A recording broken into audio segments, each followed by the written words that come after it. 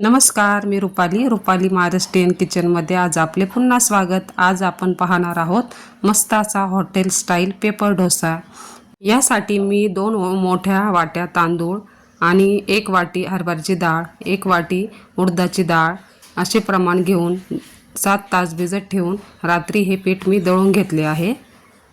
इथे तुम्ही बघू शकता आपले पीठ मस्त असे फुगले गेले आहे। आता एका भांड्यामध्ये काढून त्यामध्ये अर्धा चमचा मीठ टाकून घ्यायचे आहे आणि हे पीठ सर्व असे मस्त चमच्याच्या साहाय्याने हलवून घ्यायचे आहे।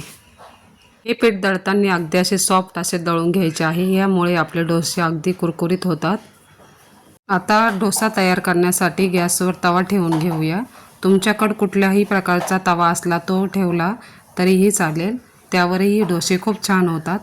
फक्त तवा गरम झाला की त्यावर थोडेसे तेल लावून पाण्याचा हबका देऊन तो एखाद्या कपड्याने किंवा टिश्यू पेपरने छान पुसून घ्यायचा, यामुळे आपला डोसा बिलकुलही तव्याला चिटकत नाही। ही पद्धत अगदी 2 वेळेस करून घ्यायची, यामुळे तवा गुळगुळीत होतो। आता तव्यावर 1 चमचा डोश्याचं पीठ घालून घ्यायचं आणि पटापट असा चमच्याच्या साहाय्याने डोसा फिरवून घ्यायचा। हे बघा, व्हिडिओत दाखवल्याप्रमाणे असे करायचे आहे। डोसा तयार करताना गॅस अगदी मोठाच ठेवायचा आहे। आता बघू शकता मस्त असा डोसा आपला बनवून झाला आहे। आता याला थोडेसे कडेने तेल लावून घ्यायचे, यामुळे डोसा सुटण्यास मदत होते। आता हा डोसा 2 मिनिटं असाच होऊन द्यायचा। आता तुम्ही बघू शकता आपोआपच कडा सुटायला मदत होते आणि आपला डोसा इझिली असा निघला जातो। आता हा डोसा आपण काढून घेऊया आणि याच प्रकारे दुसराही डोसा तुम्हाला मी करून दाखवते।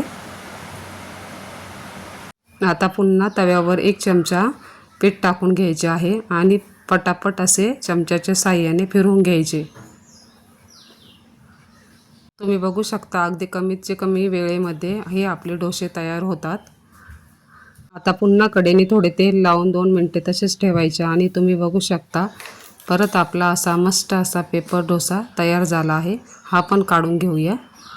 या पिठाचे डोसे अगदी पटापट तयार होतात, यामुळे कोणीही घरात करू शकतात। तुम्हाला ही रेसिपी कशी वाटली कमेंटमध्ये नक्की सांगा। याबरोबर आपण बटाट्याची भाजी किंवा चटणी सॉस काहीही खाऊ शकता तुमच्या आवडीप्रमाणे। ही रेसिपी अगदी कमी वेळेत आणि पटकन तयार होते, त्यामुळे तुम्ही एकदा ही रेसिपी नक्की करून बघा। सकाळच्या नाश्त्यासाठी ही रेसिपी अगदी परफेक्ट आहे। तुम्हाला जर माझी व्हिडिओ आवडला असेल तर लाईक आणि शेअर सबस्क्राईब नक्की करा। तुम्हाला आता मी इथे एक डोसा तोडून दाखवते। तुम्ही बघू शकता हा डोसा अगदी कुरकुरीत असा झाला आहे। हॉटेलपेक्षाही असा कुरकुरीत डोसा तुम्ही एकदा घरी नक्की बनवून बघा। चला तर मग नवीन रेसिपीसह पुन्हा भेटूया। बाय।